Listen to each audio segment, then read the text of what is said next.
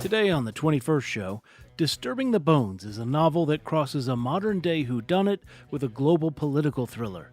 It follows a Chicago police detective investigating the cold case murder of his mother in Cairo, Illinois.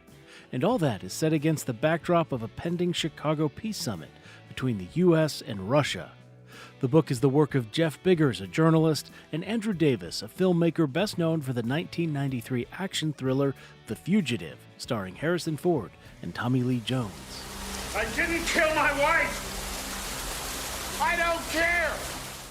I'm Brian Mackey. We'll talk with Andrew Davis and Jeff Biggers about Disturbing the Bones for the hour, today on the 21st show, which is a production of Illinois Public Media.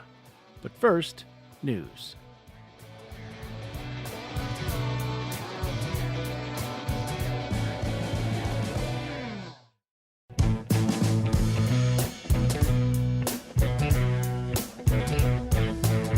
From Illinois Public Media, this is the 21st show. I'm Brian Mackey.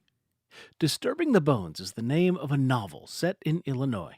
It's part crime story and part geopolitical thriller, and it travels from Chicago to Cairo, among other places. It's the work of two men, the film director Andrew Davis and a journalist, Jeff Biggers. Both men are sons of Illinois. Davis was raised in Chicago and went on to direct big Hollywood films such as The Fugitive, Under Siege, and Holes. Along the way, he worked with luminaries such as Harrison Ford and Tommy Lee Jones, Keanu Reeves and Morgan Freeman, and Michael Douglas and Gwyneth Paltrow, among others. Jeff Biggers is also from Illinois, though at the opposite end of the state. He's written at least 10 books, including Resistance, Reclaiming an American Tradition, and Reckoning at Eagle Creek, The Secret Legacy of Coal in the Heartland. I first spoke with them back in December 2024. We'll be revisiting that conversation for the hour today. I should note, as you'll hear as we go on, the day we originally spoke carries some historical significance relevant to the story. Because our program's on tape, we're not taking calls, but you can always let us know what you thought. Our email address is talk@21stshow.org. All right, Jeff, I'm going to start with you. I'm never sure how much to give away when talking about a book like this, so maybe you can set up our discussion by sort of giving us the elevator pitch for the story. Sure. Good morning, Brian. You know, it's a great way to start. Here we go all the way down to the tip of Illinois. And it's funny, Andy and I have been on this national tour to many, many states from the West Coast to the East Coast. And I think a lot of people don't realize how long Illinois is, you know. From where I'm from, it's 380 miles to Chicago. And so our novel begins at the tip of the two great rivers. The Mississippi River comes down and it meets the Ohio River there in the town of Cairo.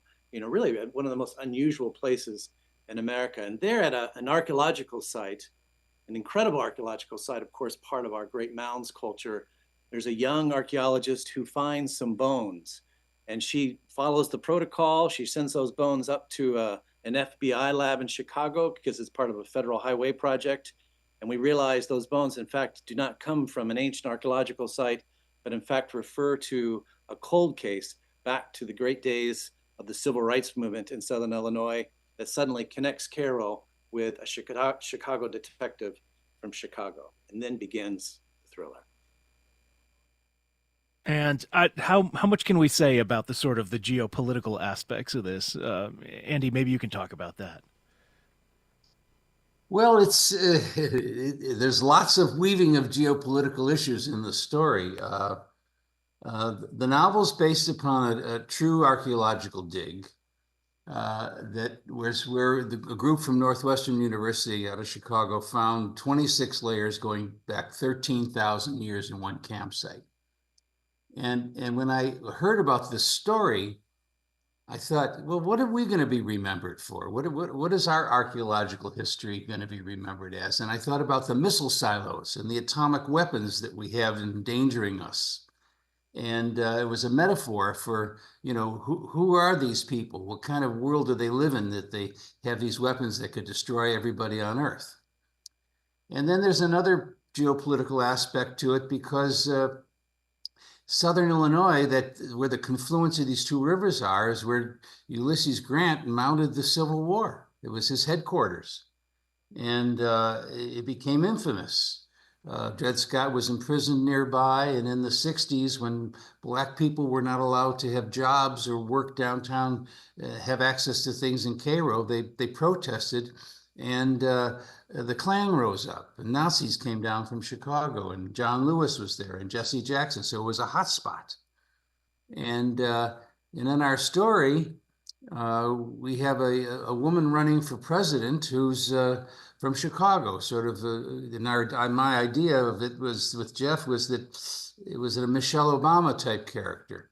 So there was a weaving of an African American woman running for president, and these issues of race and militias and racism was part of the story we built. There's another aspect to this, which is atomic weapons, because in our story, there's a terrible accident that takes place. And some missiles go awry in Siberia and Mongolia that are controlled by the Russians. And it causes a huge peace conference to be called in Chicago, sort of like what happened in the past with the NATO conferences and the demonstrations of '68 over issues. And so we were weaving together global issues with a personal family story of who is this body in the ground this young archaeologist has discovered. You've done a great job, I think, hitting a lot of the high points and plot points that people will want to know. Jeff, you reminded me it was 82 years ago today that the first human-made nuclear reaction was created under the football stadium at the University of Chicago. Can you talk a little bit about that history and how it connects to your story?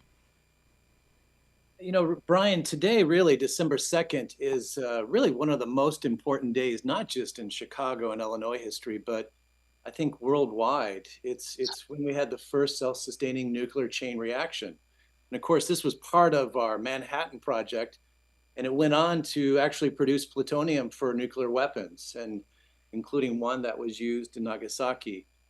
And I think this beginning of the atomic age is something that we really wanted to talk about. That, in fact, it's not a relic of the past, but it's something that's very much part of our present today. That we've reached kind of a new age of fail-safe systems that we have to reconsider. And so in our novel, we don't want to give away the spoiler, but there is a nuclear incident that the world has to respond to. And of course, in our book, we have a new president who feels we have to bring people back to Chicago, where the atomic age began to reconsider how we're using nuclear weapons and how we can actually go toward a policy of disarmament and peace. And so it really becomes this very contemporary thriller. It's a very present today thriller. We really talk about issues that I think we're grappling with that are literally leaping from the headlines. I think we see, of course, in Russia's use of hypersonic missiles in the Ukraine, and of course, of many of the sophisticated weapons we're seeing in the Middle East now. And we really wanted to touch on this. The idea of the archaeological site combined with our nuclear policy may seem like something that's completely divorced, but in fact, it's that metaphor of as we go deeper and deeper under each layer, we begin to discover that there's this terrifying policy at play today that we have to really reconsider.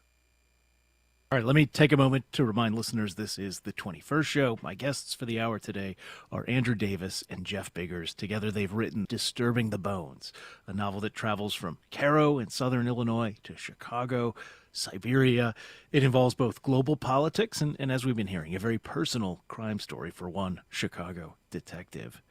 Jeff, you mentioned southern Illinois, and I've said this before, Cairo is closer to Mississippi than Chicago in more ways than one. Talk about what you knew, what you understood of that sort of place, the history of racism there when you were coming up. Sure. You know, I'm originally from Saline County, which is a couple of counties over, more in the southeastern state. Probably for a lot of listeners, you know about the Garden of the Gods, which is, you know, the beautiful place of hiking, and where we have actually a couple of real mountains have crept up in southern Illinois. And it's a completely different culture. It's where basically part of the Ozarks meets with the Cumberlands. And as you go down toward the Ohio River Valley, you come to Cairo, which is, as you say, it's part of the Delta, the Mississippi meeting up with the Ohio. And it's part of a Delta, Mississippi Delta culture that even goes further down to Memphis and of course down to Mississippi and New Orleans. And so as someone coming from that region, and when Andy began to discuss the project, originally the idea was we worked on a screenplay toward a film that we're still pursuing, and then we shifted over to the novel. The idea was, how can we begin to set a scene and set an entire book or film in this region without discussing the conflicts between social division and the conflicts between white and black that we had in Southern Illinois. And I think that's so much what we wanted to bring out in Carol, is that it's really still one of the great historical hotspots in Illinois culture that we have to continue to excavate and understand, and really find these amazing stories and bring them to light. And of course, that real great story is what happened in the 60s and 70s with the civil rights movement, and how there was such a fallout from it that has left Carroll as it is today, which is ultimately one of the great cities that has almost collapsed in the South. Yeah, we've had a number of conversations on the show, both about present-day Caro, their efforts to just get a grocery store back in town, and they had to sort of form a co-op to do that. For 7 years, they had been without a source of fresh groceries, to the history, as you mentioned. There was a freedmen's camp in the Civil War. There were these gun battles between Klansmen, or at least people who thought like Klansmen, and local residents in housing project there. Andrew, coming up in Chicago in the 50s and 60s, that city was not a paragon of racial harmony either. What did you understand about that as a young person? Well, I was unfortunately living in the middle of a race riot when I was a kid. There was a public housing project called Trumbull Park, which was on the southeast side by the steel mills. And it was built in the 30s. And in the 50s, a black family was allowed to move into this all-white housing project. And it turned into a really ugly situation where, local bars became clubs. Blacks were not allowed to go into certain areas. Who worked in the steel mills were not allowed to use certain stores. And the Chicago Police Department had squad cars surrounding this Trumbull Park area for over a year and a half. And there's a novel written by Frank London Brown, who was one of the families that moved into the project, called Trumbull Park. So I grew up in that kind of ugly world of people being afraid of each other, and then things changed. Of course, the population moved and found other areas to get away from each other, and some people started living together more openly, like in Hyde Park by the university. So, this race issues has been a part of my life. My parents refused to move when the neighborhood started changing from a mostly white neighborhood to a mixed race black neighborhood. And my first film was called Stony Island, which is a street on the south side, but where great musicians come from. But it was a story about a white kid growing up in a black neighborhood and putting a band together. So the theme of race and racial issues has been an important part of who I am. When I was at the University of Illinois, I remember being on WILL and being a young journalist, and going down to Greene County, Alabama with the McKinley Foundation to do voter registration, and being in touch with the managing editor of Newsweek and CBS down there. I was the journalism student, got to drive everybody around in this little Volkswagen followed by the Klan. And then, of course, we went back for Selma I wasn't there on the bridge, but my friend Vincent Wu was, and we went back to walk on the Capitol. When Belafonte was there, and Brando, and everybody, to walk and hear Martin Luther King speak in Montgomery in front of the Capitol. So race has been a big, important part of what matters to me, because I think that this division in our country right now is so based on race, and tragically. And the history of where we come from, and that we're all immigrants, and how this country was built and who paid for it, is a theme that runs through a lot of what's going on in the world today. Yeah, definitely a through line. All right, we need to take a break in a couple of minutes, but before we do, Jeff, can you just tell the story of how you and Andrew met and came to work together? Sure, it's a great story. We get met, of course, in good old sweet home Chicago. I was in town to do some radio interviews like today with my book, Reckoning at Eagle Creek, which dealt with the history of Southern Illinois and coal policy. And every time I go to Chicago, I would go to the Heartland Cafe in Rogers Park, where our dear friend Michael ran the cafe. And it was a real hub, not just for the community of Rogers Park, but also for artists and writers and activists and very much part of my family as well. And I'll never forget, I was going there. I called Michael and said, "Hey, I'm coming up for lunch." And he says, I've got a very unusual friend I really want you to meet. And there was Andy for lunch. It was many years ago. And we began to talk about various projects. And from there, really began the birth of this whole novel and film project, as you'll see. Andy, how Well, did we hear? I Yeah, read Reckoning at Eagle Creek. We'll talk about that after you come back. I say very unusual friend, I guess. Yeah, Michael James, I got to talk to him, an unusual friend. All right, we are listening back to my conversation with Andrew Davis and Jeff Biggers, originally recorded in December 2024. Together, they wrote a political thriller called Disturbing the Bones. It's a novel that starts in Cairo in southern Illinois and works its way up to Chicago. It involves both a personal crime story and geopolitical events. We won't say too much more than that because there are a lot of twists and turns. With that, we're going to take a break. We'll have more with Andrew Davis and Jeff Biggers when we return. Again, because our program's on tape, we're not taking calls live today, but you can always let us know what you thought. Our email address is talk@21stshow.org. All right, more to come after a break. Stay with us.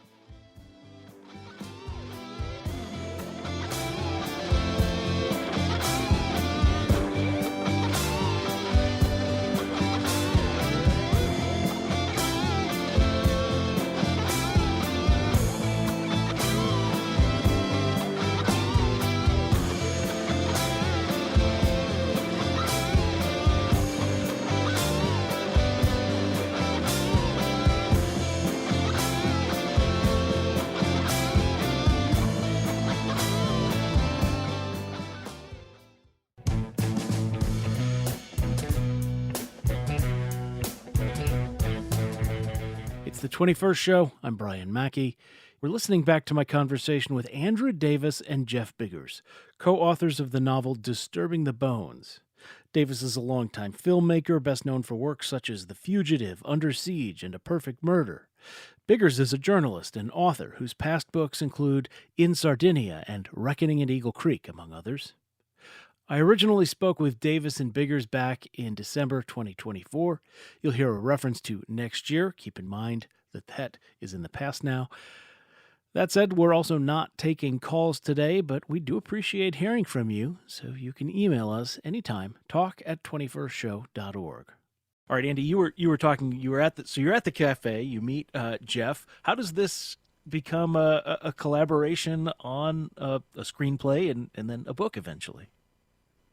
Well, as Jeff said, he was there talking about his novel, Disturbing the Bones, which is basically the story of his family in Kentucky and what the history of mountaintop removal was and how it drove the family up to Chicago and to Appalachian neighborhoods that I became familiar with in 1968 when I got out of college. And so I read this book and I went, wow, this guy really understands Southern Illinois. And I wanted to set the story in Cairo.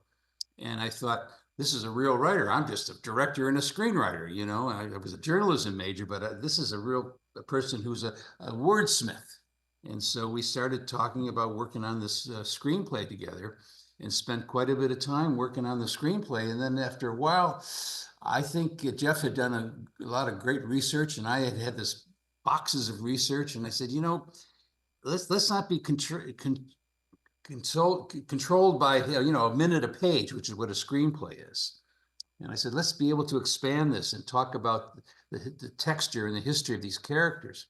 So we started working on a novel, and that's what happened. And then it just evolved and evolved. It was during COVID. We were working remotely between Iowa and Santa Barbara, and it just evolved and this relationship developed, and it was a wonderful, appreciative relationship with two different writers. As Jeff said, we had four eyes, so we were able to edit and throw things back and forth to each other.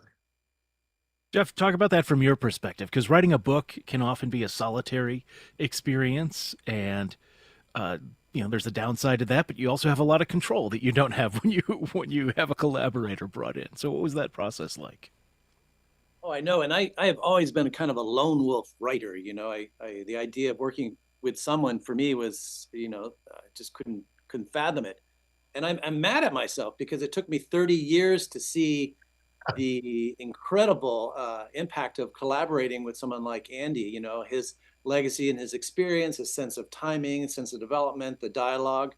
Um, and so here we were working through Zoom and Google Docs, and of course, confronting the COVID period and the Hollywood strike and all these different issues. But we're suddenly, reading the dialogue together, and we're working on scenes together. And if it's a Chicago scene, Andy would take over the writing because that's his strength. It was something in Cairo, Southern Illinois, I would handle it. And then we began to give each other, the critique back and forth that was immediate and not something you'd send off to an editor and wait, a month or two to get feedback from. So it was an incredible experience. In fact, for your listeners, I would just always encourage you to work with other people, especially on these kind of creative projects, because the end result to me is just so much sharper and just so much more lively and creative, as we found with this project. And Jeff, you've written a lot of books before, primarily, I think maybe exclusively nonfiction. Correct me if I'm wrong on that. How is it different for you having to be a little more imaginative in ways? Yeah, more imaginative, but at the same time, to have that sense of timing. I think that's the mastery of Andy Davis's films. If you think of Stony Island up to The Fugitive, up to Perfect Murder and The Guardian, all these films that he's worked on, what you have is this incredible sense of timing. You're always on the edge of your seat.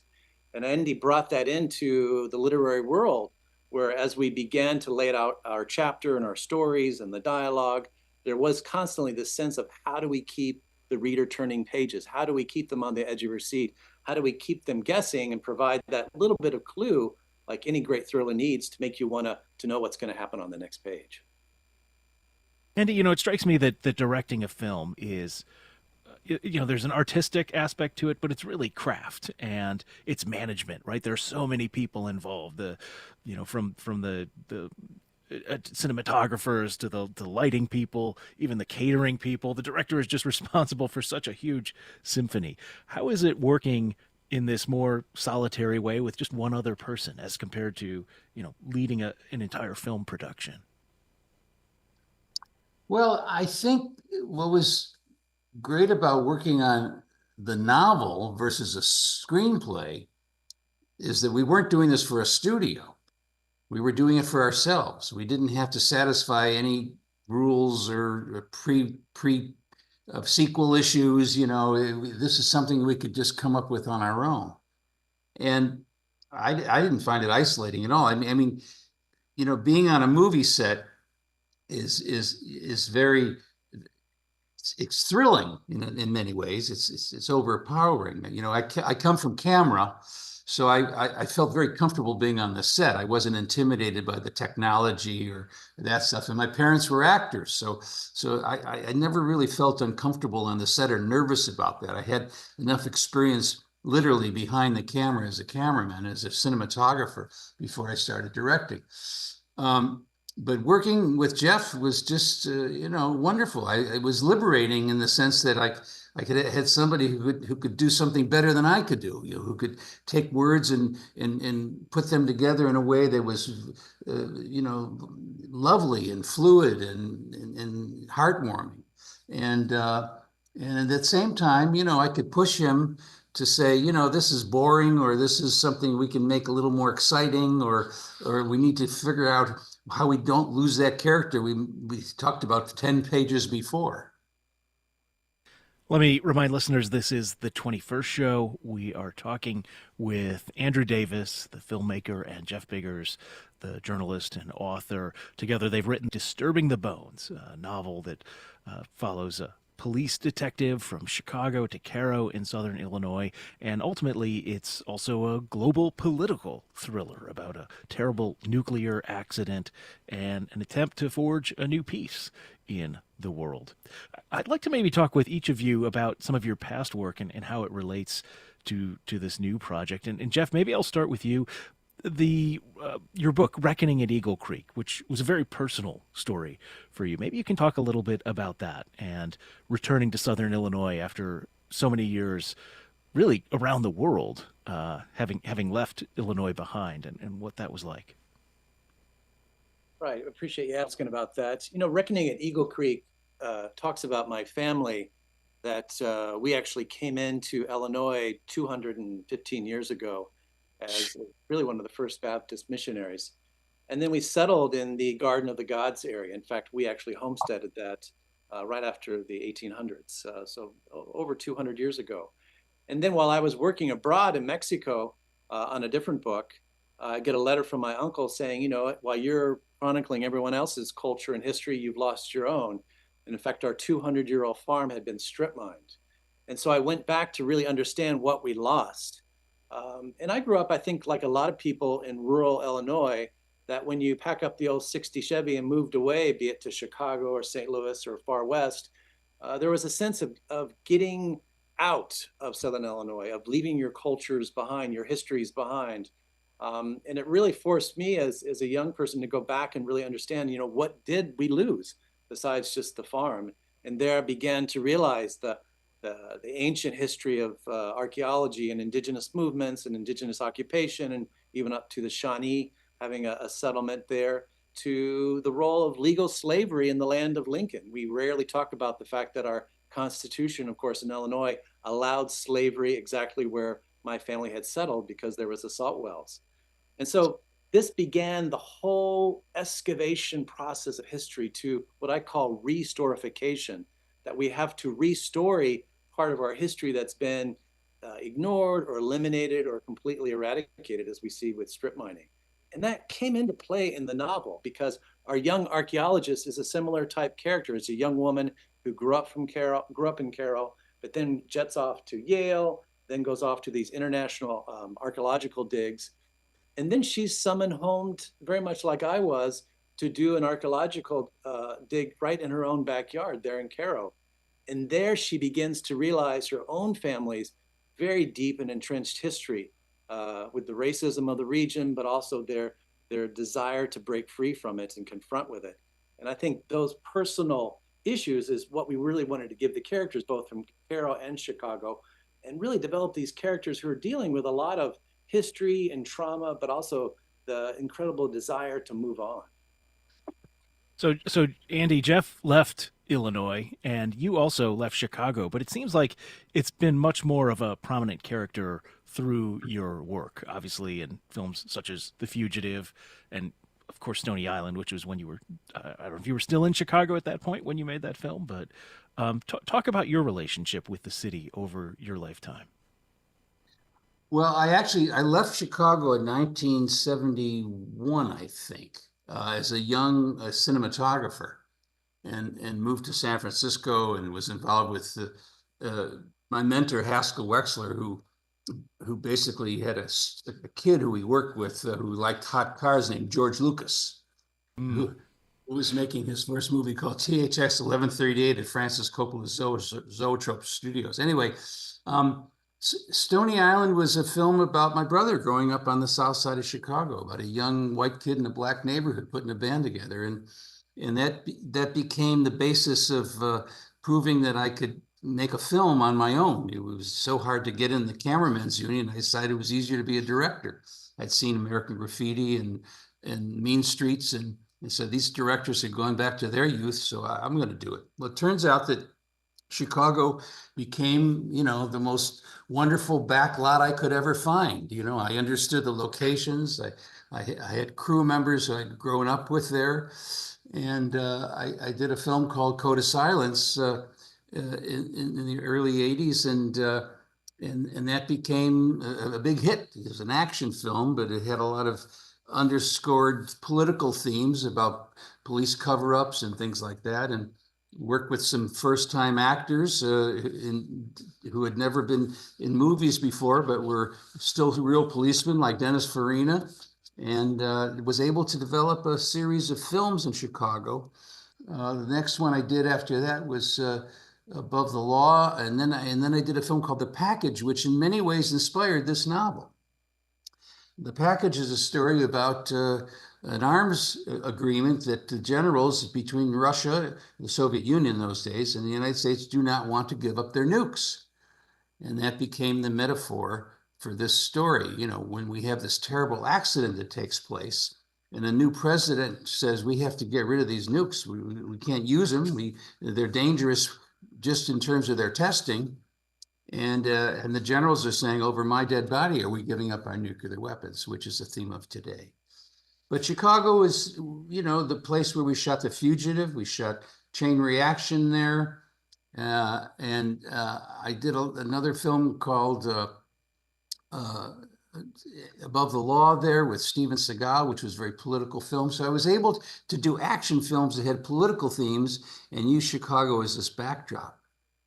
And people may forget The Fugitive, who maybe haven't seen it in a while. It is also a political movie in terms of pharmaceutical companies and decisions that they make. Although no spoilers. If you haven't seen it, you should rewatch that. Let's go to the phones, because you mentioned the nuclear dimension of this story, and we have a call about that. Paul is calling from Urbana on line 1. Paul, thanks for calling in. Hi, but I have a little frontispiece, which is that I'm from the Washington St. Clair County line town, and there's a Minehead coal burning plant there that the Sierra Club Prairie chapter has a lawsuit against, because I think they're despoiling my home turf. But that's another story, another show. What is your motivation about the nuclear part of this without revealing plot twists? I guess it's because there's an absence of serious discussion about, you know, how far we are with the Union of Concerned Scientists moving us closer to the midnight hour than we ever have been. So I guess that's part of your motivation, is to bring it into discourse. But I appreciate you elaborating on it, if you could. Thank you so much for the call, Paul. I appreciate that. Andy, two minutes until we need to take a break, but if you want to go ahead and talk about how the nuclear threat, how you're thinking about it. Well, I mean, as a kid who had to hide under his desk during air raid drills, and, you know, this has been part of our life. And it's getting crazier and crazier. I mean, you know, everybody wants their own nukes now because they're afraid of this country or that country attacking them. It's global. And it's totally insane. Jeff, why don't you talk about it? You're really articulate about this. You know, at this very moment, your listeners are tuned into Illinois Public Radio, but over 3,000 accountable nuclear warheads are currently being deployed on either land-based or submarine-launched ballistic missiles and bomber bases. And there's over 12,000 nuclear weapons spread out around the globe. And we really have one agreement left, for example. It's the New START agreement, which was signed in 2010 by Russia and the US. And that actually has to be renegotiated next year. And so we're really hanging by a thread in terms of any kind of control. We're really at the brink, as we've often talked about, with our nuclear policy in a renewed arms race, which we've obviously seen with the war in the Ukraine. I think what we really wanted to raise is something that Andy's been doing for decades. You know, when Under Siege came out 30 years ago, the New York Times said, this is an incredible movie that blends action with art to raise provocative questions about nuclear weapons. And of course, 10 years later, when Holes came out, the New York Times said, hey, this is not a film for kids only. This is a film about greed and racism. And I think Andy's ability to raise provocative questions about weapons, about racism, about social division, is precisely what we're trying to do with this new novel called Disturbing the Bones. And we really focus on these provocative questions today about our nuclear weapons policy. All right, and we will continue raising some of those provocative questions here on the 21st show with Andrew Davis and Jeff Biggers. Stay with us.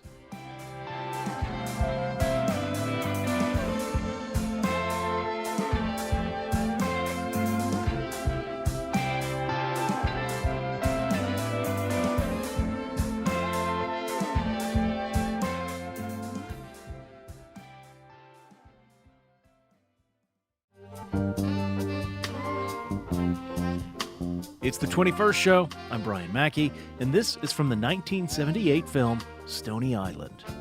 On the south side of Chicago is a place I will go, where the music tends to boogie and the people dig the show.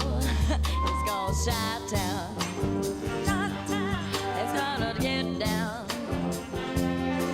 and by the light of day and by the dark of night, when the Chicago moon is just shining bright, you better watch your step, you better keep it tight, oh yeah. On the south side of Chicago is a place. Stony Island was the directorial debut of my guest, Andrew Davis. We're also hearing from the writer Jeff Biggers.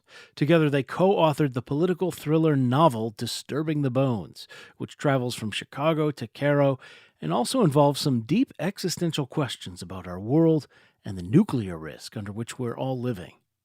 I spoke with them back in December 2024, and you'll hear a reflection of that as the conversation continues. To illustrate that point, one quick note. In the last segment, Jeff mentioned the new START nuclear treaty between the U.S. and Russia. That agreement officially expired in 2026. With that, let's get back to the conversation. Andy, I wonder if you'll indulge me talking a little more about Stony Island, which, again, was your directorial debut. It was featured at Ebert Fest earlier this year. I just watched it last night, and I hate to say this, I was 8 days, it was 8 days before I was born, was the scenes that were shot at Mayor Daley's funeral. I love talking to young people. So It's fun. sorry, yeah. But it's such an amazing postcard of that time and place, and specifically that scene at Daley's funeral. I'm watching it and I'm thinking, boy, this really reminds me of the way some of the Chicago protests were shot at Medium Cool. And I do a little Googling, and of course, you were involved in that production as well. You mentioned Haskell Wexler. Can you just talk about what you learned there and that connection and how that's influenced your work over time? Well, I think I was a journalism major at Illinois. I wanted to be Walter Cronkite, and we were being handed these AP and UPI Wire reports about Vietnam that were lies. And I said, you know what? I'd rather be involved in coming up with images and stories on my own rather than being told what to say. I was a cinematographer and a young cameraman, and so I decided to basically make a film about my brother, who was a kid growing up on the South Side.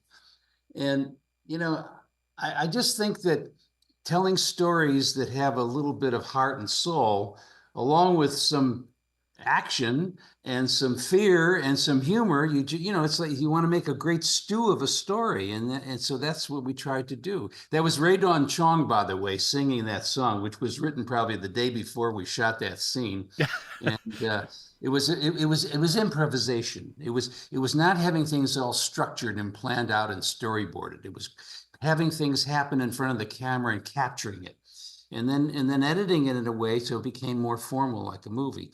I just want to go back on something. I'm going to jump back in the story just to say that we're going to spend $1.5 trillion on rebuilding our nuclear arsenal.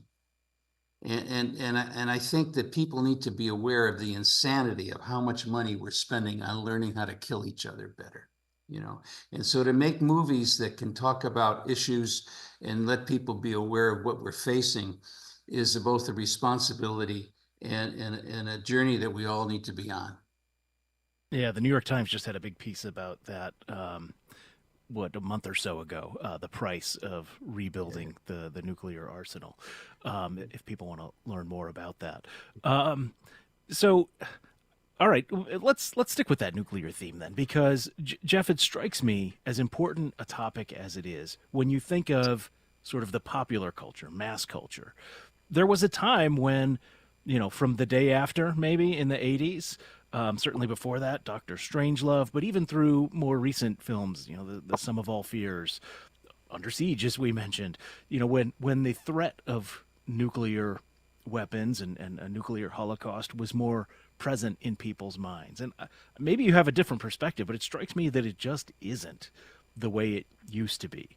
And maybe you can just talk about how you have seen that and why you think that is. Well, I think we're daily waking up to so many issues right now. And of course, the climate crisis is first and foremost what we should be dealing with. But it's all connected, I feel. And I think the issue of our nuclear arsenal is something that has kind of fallen to the wayside in terms of being attentive to what's happening. You know, Brian, there was a novel that came out when I was a kid called Failsafe that ultimately was connected to the great film Dr. Strangelove.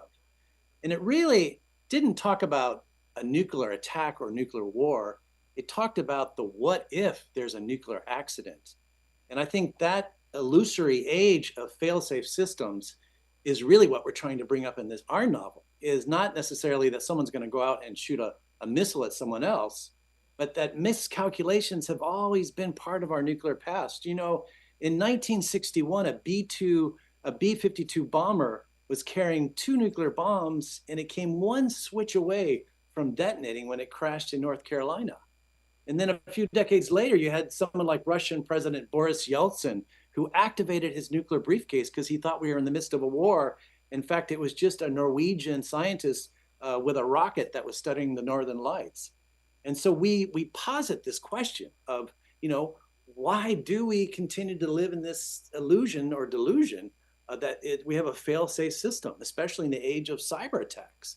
And of course, for this, we go back to Southern Illinois, where we have the Scott Air Force Base and the great Cyber Command Center. And that all weaves into our thriller, asking that very provocative question, what if something catastrophic happened? And that's something we're really asking all of your listeners and all of the readers and everybody today to consider with our nuclear policy. I just want to say that, you know, we've got these big issues in the story, but basically it's a story about people. There are 3 main characters. This young archaeologist, a woman from Cairo, who discovers amongst this incredible find, 26 layers going back 13,000 years, the body of a journalist, of an African-American woman, whose son is now 65 years old, and she disappeared in the early 80s, in the 70s, and he hasn't known what's happened to his mother all these years.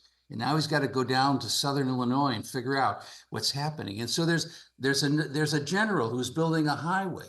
He's a master builder, and he's able to figure out how to put things in the ground that last forever. And so our story in some ways is a blend between In the Heat of the Night, a film that maybe young people don't know about, which was an incredible film about a cop who goes down to the South and tries to find some justice, and Dr. Strangelove. It's a thriller, and at the same time, it's a story about what we're doing with the planet. Can you say more about you mentioned, and maybe this is something you don't want to talk about or can't talk about, but the sort of the business of Hollywood, and whether these sort of films that, yes, it's a story at heart, but it also has some of these ideas. Is there the appetite for that these days, or is that different than it was in the past? It's a tough road to do something that is both provocative, intelligent, and doesn't have something that comes from some kind of a sequel fabric, you know, or a comic book fabric. Now, I'm very glad Oppenheimer did so well and was so well received. It was opening a door that maybe we can follow.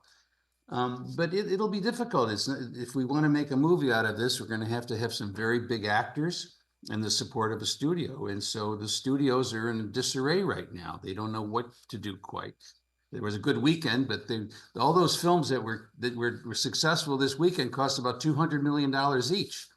And so in order for a studio to spend $200 million on a movie, plus another $100 million advertising it, the thing's got to gross close to $1 billion to break even. So it's a dilemma, and there are so many things out in the world now between what people are doing on their phones and with streaming. It's very hard to get the attention to get people to go to a theater and pay for it. Jeff, have you felt that with books as well? There have been we talked about movies, but I just saw an article in The Atlantic within the last day or so that talking about young people don't really think of books as a worthwhile, pursuit for a way to gain knowledge anymore. Yeah, I mean, I think the publishing world still continues to churn along and do well. I think COVID, ironically, gave a boost to a lot of writers because people were at home and began to pick up books again and order books. Every year there's over 150,000 books published.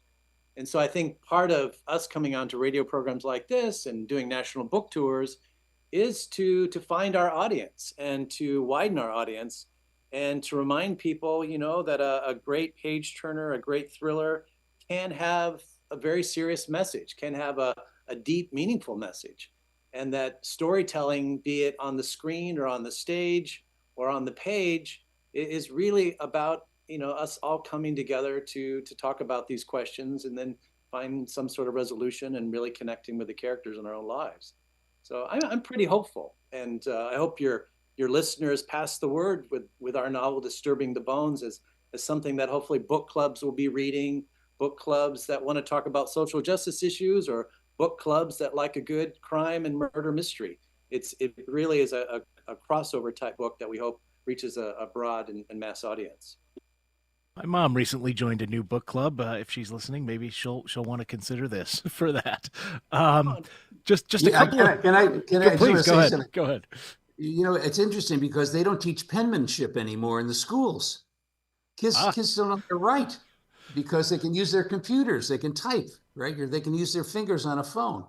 And so I think we have to come out with the audio version of this book right away because, people will want to ride in their car and listen to it. And so there are different ways that people are communicating and absorbing information. So it's a transition, definitely, what's going on in the world right now. Yeah, and storytellers have to adapt.